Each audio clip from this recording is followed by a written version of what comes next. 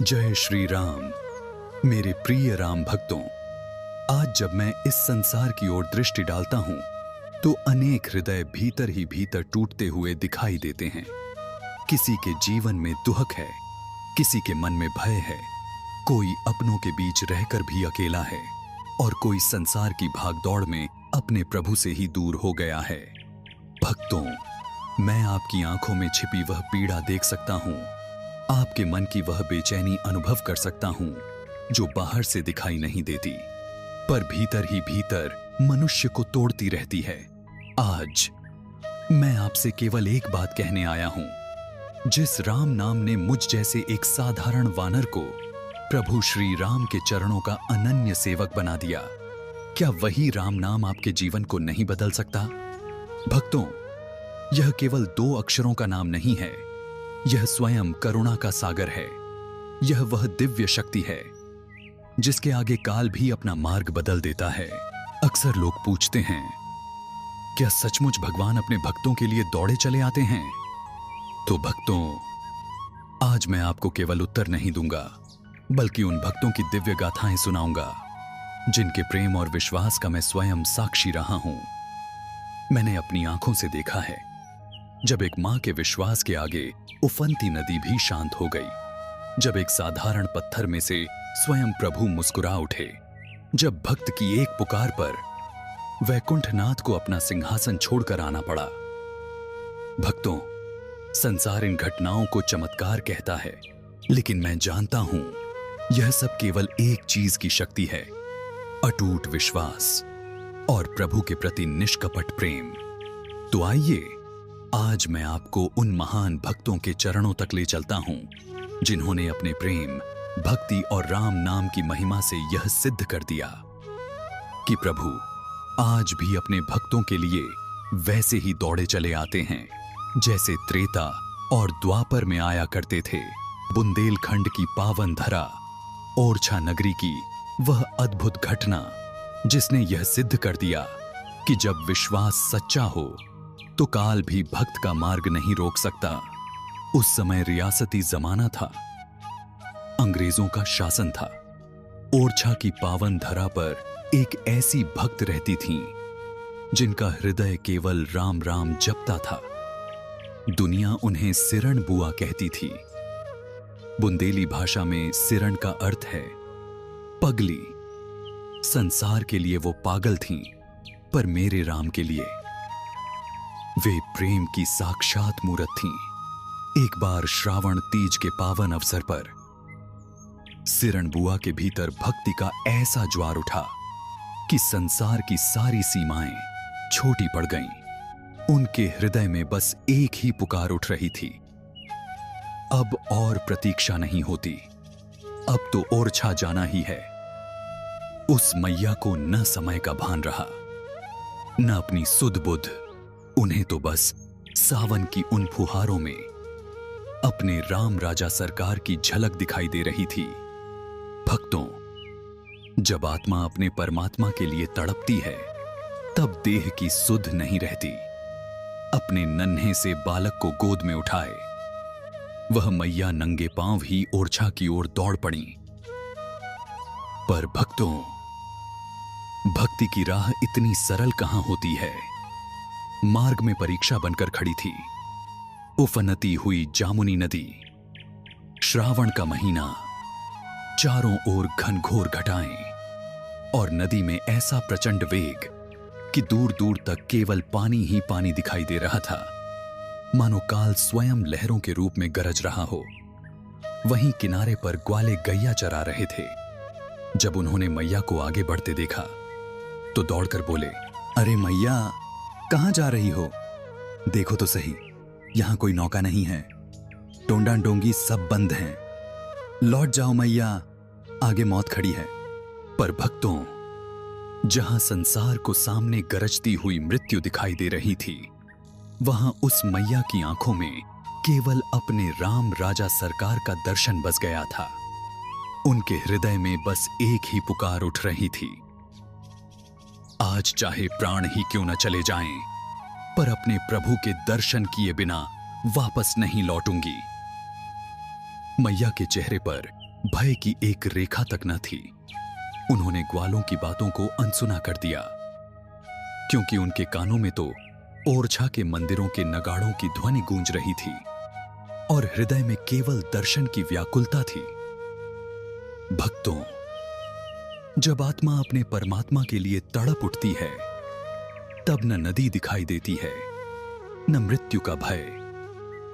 उस समय उस मैया को हर लहर में केवल अपने राम राजा का बुलावा सुनाई दे रहा था। और फिर उन्होंने वह कर दिखाया जिसकी कल्पना भी साधारण मनुष्य नहीं कर सकता। उन्होंने अपने कलेजे के टुकड़े उस नन्हे से बालक को उफनती नदी की लहरों में उछाल दिया और पूरी शक्ति से पुकार उठी, ले राम राजा, हमारे मोड़ा को पार करो, हमें पार करो। भक्तों, जैसे बच्चे खपरेल का टुकड़ा पानी पर उछालते हैं और वह लहरों पर तैरता चला जाता है, वैसे ही वह बालक भी राम नाम के सहारे लहरों पर खेलता हुआ पार पहुंच गया। और वो मैया, वे न गहराई देख रही थीं, न प्रचंड वेग। वे तो जल पर ऐसे दौड़ती हुई निकल गईं जैसे सूखी धरती पर चल रही हों। लोग स्तब्ध रह गए, पर भक्तों, उनकी साड़ी का कोना तक नहीं भीगा। यह श्रद्धा का वही सेतु था जहां मृत्यु भी भक्त का मार्ग नहीं रोक सकी। उस पार पहुंचकर मैया ने अपने बालक को सीने से लगाया और दौड़ती हुई ओरछा पहुंच गईं। वहां उन्होंने जी भरकर राम राजा सरकार का झूला दर्शन किया, प्रेमाश्रुओं से नेत्र भर लिए और प्रभु के आनंद में डूब गईं। इधर उनके पति इस लीला से अनजान क्रोध में बैठे थे। उन्हें लग रहा था कि यह पगली बिना बताए घर छोड़कर चली गई है। वे बार बार कह रहे थे, आने दो उसे, आज उसकी यह सनक निकाल दूंगा। तभी अचानक गांव के ग्वाले दौड़ते हुए वहां पहुंचे। हांफते हुए बोले, महाराज, ऐसा मत कहिए। जिसे आप पगली समझते हैं वह कोई साधारण स्त्री नहीं है। पति आश्चर्य से उनकी ओर देखने लगे। तब ग्वालों ने कांपती आवाज में पूरी घटना सुनाई। हमने अपनी आंखों से देखा है महाराज, आपकी धर्मपत्नी ने अपने बालक को उफनती जामुनी नदी में उछाल दिया और स्वयं राम नाम लेते हुए जल पर दौड़ती हुई पार निकल गईं। भक्तों, यह सुनते ही उनके पति स्तब्ध रह गए। जिस पत्नी को वे अब तक केवल पागलपन समझ रहे थे, आज वही उन्हें प्रभु की सच्ची भक्ति दिखाई देने लगी। क्रोध से भरा हुआ उनका मन अब श्रद्धा और विस्मय से कांप उठा। भक्तों, संसार की दृष्टि में वह एक पगली थी, पर प्रभु रामचंद्र जी की दृष्टि में वो एक महान भक्त थी। क्योंकि जिसने भी सच्चे मन से प्रभु के चरणों का सहारा ले लिया, उसकी चिंता फिर स्वयं भगवान करने लगते हैं। जो अपने जीवन की डोर प्रभु को सौंप देता है, उसे फिर संसार की कोई शक्ति डुबा नहीं सकती। भक्तों, ऐसा ही निष्कलंक विश्वास राजस्थान की पावन भूमि पर भी प्रकट हुआ। भक्त धन्ना जाट के रूप में राजस्थान की उस तपती रेतीली धरती पर धन्ना नाम का एक सीधा सादा किसान रहता था। न उसे शास्त्रों का ज्ञान था, न वेदों का अभिमान। वह तो बस भोले हृदय से खेती करता और प्रभु का नाम लेकर अपना जीवन बिताता था। लेकिन भक्तों, उसके भीतर एक चीज बहुत अनमोल थी, निष्कपट प्रेम। ऐसा प्रेम जिसमें छल नहीं था, तर्क नहीं था, केवल सरल विश्वास था। एक दिन धन्ना ने देखा, एक पंडित जी बड़े प्रेम से अपने ठाकुर जी को स्नान करा रहे हैं, उन्हें नए वस्त्र पहना रहे हैं और बड़े आदर से भोग लगा रहे हैं। धन्ना आश्चर्य से यह सब देखता रहा। उसके भोले मन में प्रश्न उठा और वह मासूमियत से पूछ बैठा, पंडित जी, ये कौन हैं जिनकी आप इतनी सेवा कर रहे हो? पंडित जी ने मुस्कुराकर कहा, धन्ना, ये स्वयं ठाकुर जी हैं जो इन्हें सच्चे प्रेम से भोग लगाता है। भगवान उसकी पुकार अवश्य सुनते हैं। भक्तों, इतना सुनते ही धन्ना के भीतर प्रभु को पाने की तीव्र लालसा जाग उठी। उसकी आंखों में चमक आ गई। वह बालक की तरह हठ करने लगा। पंडित जी, हमें भी एक ठाकुर जी दे दो, हम भी उनकी सेवा करेंगे, उन्हें भोजन खिलाएंगे, स्नान कराएंगे। पंडित जी को लगा, यह भोला किसान क्या समझेगा भक्ति का रहस्य। उन्होंने मजाक में रास्ते से एक साधारण पत्थर उठाया और धन्ना के हाथ में रख दिया और बोले, ले धन्ना, ये रहे तेरे ठाकुर जी, अब इन्हें भोग लगा करके ही भोजन करना। भक्तों, जिसे संसार केवल पत्थर समझ रहा था, धन्ना उसे सचमुच अपना भगवान मान बैठा। उसने उस पत्थर को बड़े आदर से अपने सिर से लगाया, जैसे उसे स्वयं नारायण मिल गए हों। वह उसे बड़े प्रेम से घर ले आया। उस दिन उसने बड़े मन से रसोई बनाई, थाली सजाई और हाथ जोड़कर विनती करने लगा, आओ ठाकुर जी, जीमो, धन्ना ने बड़े प्रेम से भोजन बनाया है। भक्तों, समय बीतता गया, पर पत्थर कहां बोलने वाला था। धन्ना फिर मासूमियत से बोला, प्रभु, आप नहीं खाओगे तो धन्ना भी भोजन नहीं करेगा। सूर्य ढल गया, रात बीत गई, लेकिन धन्ना अपनी जगह से नहीं हटा। वह बार बार ठाकुर जी को मनाता रहा, जैसे कोई बालक अपने प्रिय मित्र को मना रहा हो। एक दिन बीता, फिर दूसरा दिन बीता, 3 दिन बीत गए। भूख से उसका शरीर कांपने लगा, आंखें कमजोर पड़ गईं। लेकिन भक्तों, उसका विश्वास तनिक भी नहीं डिगा। आखिर धन्ना की आंखों से आंसू बहने लगे। वह फूट फूट कर रो पड़ा और बोला, प्रभु, अगर आज आपने भोजन नहीं किया तो धन्ना भी अपने प्राण त्याग देगा। मैं बिना आपको खिलाए अन्न का एक दाना भी नहीं खाऊंगा।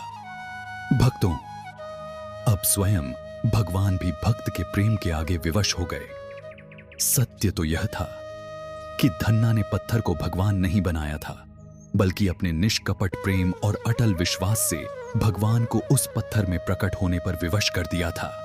अचानक उस जड़ पत्थर में हलचल हुई और स्वयं नारायण प्रकट हो गए। भगवान मुस्कुराकर बोले, धन्ना, ले, मैं आ गया। भक्तों, यह सुनते ही धन्ना की आंखों से आनंद के आंसू बहने लगे। वह प्रभु को निहारता ही रह गया। फिर भगवान ने अपने भक्त के हाथों से वह रूखा सूखा भोजन इतने प्रेम से ग्रहण किया, मानो वह 56 भोग से भी बढ़कर हो। क्योंकि भक्तों, प्रभु को राजभोग नहीं चाहिए, उन्हें तो केवल निष्कपट प्रेम चाहिए। जहां तर्क समाप्त हो जाता है, वहीं से भक्त के विश्वास की शक्ति आरंभ होती है। लेकिन भक्तों, भक्ति की महिमा केवल इतनी ही नहीं है कि वह पत्थर में भगवान को प्रकट कर दे। प्रभु का नाम तो वह दिव्य अग्नि है जो पत्थर जैसे कठोर हृदय को भी प्रेम और वैराग्य से पिघला देती है। जिस प्रकार धन्ना के निष्कपट प्रेम ने स्वयं नारायण को प्रकट होने पर विवश कर दिया, उसी प्रकार प्रभु के नाम की शक्ति ने एक पापमय जीवन को भी भक्ति के प्रकाश में बदल दिया। भक्तों, अब सुनिए श्री चैतन्य महाप्रभु के महान पार्षद भक्त हरिदास जी की वह अद्भुत गाथा, जहां प्रभु के नाम जप की पवित्र शक्ति ने एक भटके हुए हृदय को प्रभु के चरणों तक पहुंचा दिया। भक्त हरिदास जी प्रभु की भक्ति में ऐसे लीन रहते थे कि उन्हें संसार की कोई सुध ही नहीं रहती थी। जंगल की एकांत कुटिया में बैठकर वे दिन रात प्रभु के नाम का जप किया करते थे। हरे कृष्ण कृष्ण कृष्ण हरे हरे, हरे राम राम राम हरे हरे। भक्तों, उनका नियम अटूट था। चाहे दिन हो या रात, वे हर परिस्थिति में केवल नाम में डूबे रहते थे। एक दिन उधर से एक धनी मानी पुरुष निकला। उसके साथ 2 रूपवती वैश्याएं भी थीं। उस व्यक्ति ने हरिदास जी को देखा और आश्चर्य से बोला, देखो, यह नौजवान बाबा भजन में कितने लीन हैं। तभी उन दोनों स्त्रियों में से एक अहंकार से भरकर हंसने लगी और बोली, इनका सामना अभी हमारी जैसी स्त्री से नहीं पड़ा होगा, तभी जंगल में बैठकर भजन कर रहे हैं। चाहूं तो इनकी तपस्या भंग कर दूं। धनी पुरुष ने कहा, नहीं, ये कोई साधारण महात्मा नहीं लगते। इनके तेज को देखकर नहीं लगता कि ये भक्ति से डिग सकते हैं। लेकिन वह स्त्री अपनी बात पर अड़ गई। बोली, आप कहिए तो मैं इन्हें भ्रष्ट करके दिखा दूं। उस धनी पुरुष ने भी हंसकर कह दिया, यदि तुम ऐसा कर दो तो जितना धन मांगो उतना दूंगा। भक्तों, यहीं से उस स्त्री के जीवन को बदल देने वाली अद्भुत लीला आरंभ हुई। अगले दिन वह स्त्री सुंदर श्रृंगार करके हरिदास जी की कुटिया में पहुंची। प्रणाम करके उनके सामने बैठ गई। लेकिन बाबा जी तो अपने नाम जप में ही डूबे थे। हरे कृष्ण कृष्ण कृष्ण हरे हरे, हरे राम राम राम हरे हरे। घंटों बीत गए पर उनकी समाधि नहीं टूटी। पूरा दिन निकल गया और वह स्त्री खाली हाथ लौट गई। दूसरे दिन वह फिर आई, फिर वही प्रयास, फिर वही नाम जप और फिर पूरा दिन व्यर्थ चला गया। भक्तों, अब उस स्त्री के भीतर भी एक अजीब सी बेचैनी जन्म लेने लगी थी। लेकिन तीसरे दिन जब वह कुटिया में पहुंची तो आज दृश्य कुछ और ही था। हरिदास जी की आंखों से अश्रुओं की धारा बह रही थी। मुख पर अद्भुत तेज था और वे अत्यंत प्रेम से प्रभु का नाम पुकार रहे थे। हरे कृष्ण कृष्ण कृष्ण हरे हरे, हरे राम राम राम हरे हरे। भक्तों, नाम की उस दिव्य शक्ति ने उस स्त्री के भीतर वर्षों से जमा अंधकार को पिघलाना शुरू कर दिया। जो स्त्री किसी संत को गिराने आई थी, वही अब भीतर से टूटने लगी। अचानक वह हरिदास जी के चरणों में गिर पड़ी और फूट फूट कर रोने लगी। वह कांपती हुई बोली, महाराज, मैं तो बहुत बड़ी पापिनी हूं। मैं यहां आपकी भक्ति देखने नहीं, बल्कि आपको भक्ति के पथ से गिराने आई थी। लेकिन आपके पास आते ही मेरा मन बदलने लगा। मुझे क्षमा कर दीजिए। तब हरिदास जी ने धीरे से अपने नेत्र खोले। उन्होंने करुणा भरी दृष्टि से उसकी ओर देखा और बोले, बेटी, भगवान का नाम कभी किसी का अहित नहीं करता। तुम यहां किसी भी भाव से आई हो, पर यह भी प्रभु की कृपा है कि तुम्हारे चरण इस कुटिया तक आए। जिस पर संत और भगवान दोनों की कृपा हो जाए, उसका जीवन बदलते देर नहीं लगती। वह स्त्री रोते हुए बोली, क्या मेरा भी उद्धार हो सकता है? हरिदास जी मुस्कुराए और बोले, क्यों नहीं, भगवान का नाम सबका उद्धार करता है। तुम भी यही नाम जपो जो मैं जपता हूं। भक्तों, उस दिन के बाद उस स्त्री का जीवन पूरी तरह बदल गया। उसने संसार का मार्ग छोड़ दिया और प्रभु के नाम में लीन हो गई। आगे चलकर वही स्त्री हरिदासी के नाम से प्रसिद्ध हुई और अंत में प्रभु के परम धाम को प्राप्त हुई। भक्तों, यही तो नाम की महिमा है। यह केवल पत्थरों में भगवान को प्रकट नहीं करता, बल्कि पत्थर जैसे कठोर हृदय को भी प्रेम से पिघला देता है। भक्तों, विचार कीजिए, एक नौजवान महात्मा को भ्रष्ट करने आई वह स्त्री उनके हृदय में काम की एक रेखा तक न खींच सकी। यह है प्रभु के नाम की वह पवित्र शक्ति जो भीतर के अंधकार को भी प्रकाश में बदल देती है। यदि मनुष्य सच्चे भाव से नाम जप करे तो काम, क्रोध, लोभ, मोह और अहंकार जैसे विकार भी धीरे धीरे समाप्त होने लगते हैं। जहां मन निर्मल हो जाता है, वहीं प्रभु का वास होने लगता है। लेकिन भक्तों, जब भक्ति में प्रेम के साथ अपनापन और अधिकार जुड़ जाता है, तब तो स्वयं भगवान भी अपने भक्त के प्रेम के बंधन में बंध जाते हैं। और विश्वास की यही अद्भुत डोरी अब हमें ले चलती है बुंदेलखंड की उस पावन भूमि पर, जहां एक वृद्ध ब्राह्मणी माता ने सिद्ध कर दिया, जब भक्त का विश्वास सच्चा हो और उसकी पुकार में तड़प हो, तो प्रभु को मंदिर के सिंहासन से भी उतर कर आना पड़ता है। सुनिए भक्तों, प्रभु चतुर्भुज नाथ की परम प्रिय और अनन्य भक्त माता कस्तूरी बाई जी की यह अद्भुत साक्षात और भावुक करने वाली सत्य घटना। एक रात अंधेरे में मैया का पैर फिसल गया और वे छत से सीधे नीचे पक्के फर्श पर आ गिरी। उनका कूल्हा बुरी तरह टूट गया। डॉक्टरों ने साफ कह दिया, अब इस उम्र में इनके पैरों पर खड़े होने की संभावना बहुत कम है। असहनीय पीड़ा में वह माता अपने आराध्य चतुर्भुज नाथ से उलाहना देने लगीं। नम आंखों से मंदिर के शिखर की ओर देखा और सिसकते हुए बोली, हे प्रभु चतुर्भुजनाथ, खूब न्याय किया आपने। जीवन भर आपकी भक्ति और पूजा पाठ का यही फल संजो रखा था मेरे लिए। अंत समय में सहारा देने के बजाय मेरी टांग ही तोड़ दी। क्या यही आपकी कृपा है? भक्तों, यह शिकायत नहीं थी। यह तो एक भक्त का अपने प्रभु पर वह अधिकार था जहां पर्दा नहीं रहता। फिर एक रात सुबह के लगभग 4 बजे वह माता टूटी हुई देह के साथ घिसटती हुई मंदिर तक पहुंची। उन्होंने मंदिर का पट खोला और भीतर से कुंडी लगा ली। आज भीतर एक अद्भुत लीला होने वाली थी। माता ने चंदन घिसने वाला भारी पत्थर उठाया और ठाकुर जी की मूर्ति के सामने खड़ी होकर बोली, सुनो चतुर्भुजनाथ, बहुत देख ली तुम्हारी चतुराई। अब सीधे सीधे आकर मेरा पैर ठीक करो, नहीं तो याद रखना आज मैं तुम्हारा भी पैर तोड़ दूंगी। देखती हूं फिर तुम अपने इस ऊंचे सिंहासन पर कैसे बैठते हो। भक्तों, आप लोग ऐसा मत करना। यह उस भोली मैया का निष्कपट हठ था जिसमें क्रोध नहीं, केवल अपने प्रभु पर अटूट अधिकार था। और फिर जो हुआ उसे सुनकर आज भी लोगों की आंखें भर आती हैं। जैसे ही माता ने पत्थर उठाया, साक्षात चतुर्भुजनाथ अपने सिंहासन से नीचे उतर आए।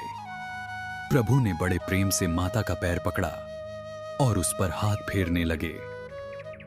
कुछ ही क्षणों बाद माता का दर्द शांत हो चुका था।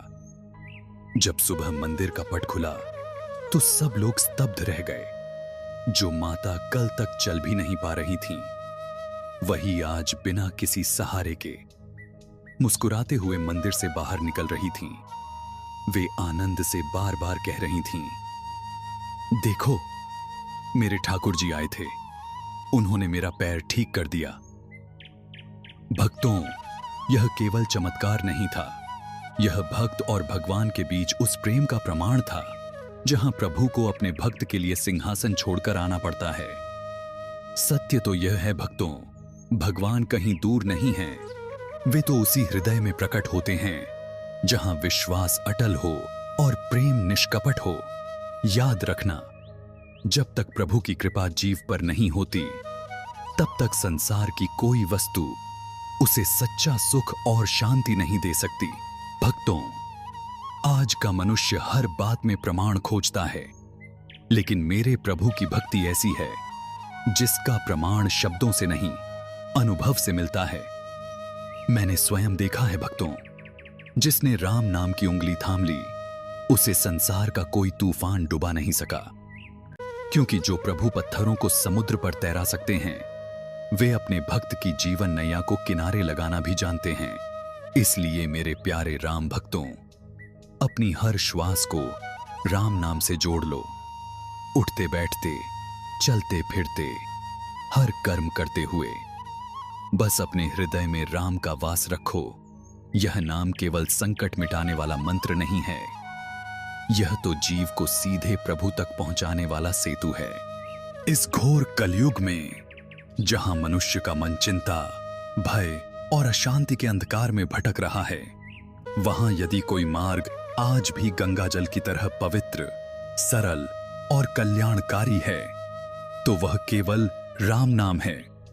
मेरे प्यारे भक्तों, यदि जीवन के दुखों ने आपको भीतर से तोड़ दिया है, तो राम नाम लीजिए। यदि भविष्य का भय आपके मन को डगमगा रहा है, तो राम नाम लीजिए। क्योंकि जब संसार के सारे सहारे छूट जाते हैं, तब प्रभु का नाम ही वह दिव्य सहारा बनता है, जो डूबती हुई नैया को भी किनारे तक पहुंचा देता है। भक्तों, ये केवल कथाएं नहीं हैं, ये उस सनातन सत्य के जीवंत प्रमाण हैं कि जहां सच्चा विश्वास होता है, वहां प्रभु स्वयं अपने भक्त के अधीन हो जाते हैं। याद रखना, राम नाम केवल 2 अक्षरों का शब्द नहीं है, यह तो स्वयं करुणा, संरक्षण और मुक्ति का साक्षात स्वरूप है। जिस हृदय में राम नाम की अनवरत ध्वनि बस जाती है, उस जीवन में निराशा अधिक समय तक टिक नहीं सकती। इसलिए मेरे प्रिय राम भक्तों, मैं जाते जाते आपसे बस यही कहूंगा, अपनी हर श्वास को राम नाम से जोड़ लीजिए। उठते बैठते, चलते फिरते, हर कार्य करते हुए बस अपने हृदय में राम नाम का दीप जलाए रखिए।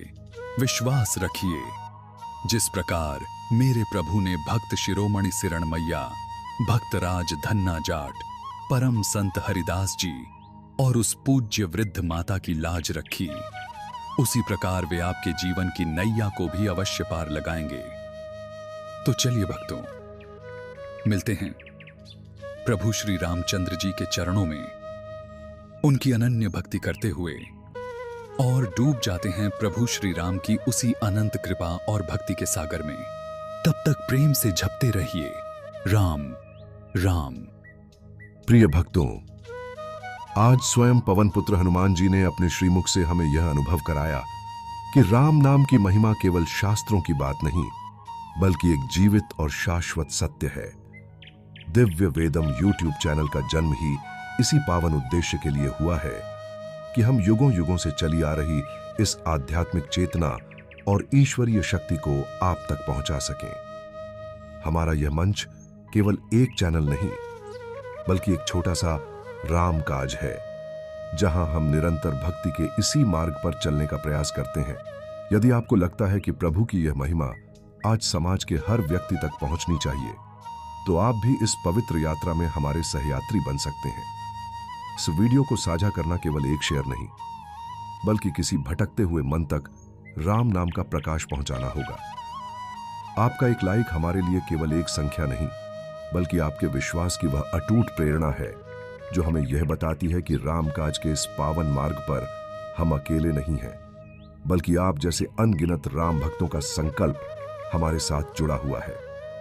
यदि आप निरंतर अध्यात्म और सत्य के इस मार्ग से जुड़े रहना चाहते हैं, तो दिव्य वेदम को अपने परिवार का हिस्सा बनाने के लिए सब्सक्राइब बटन दबाना न भूलें।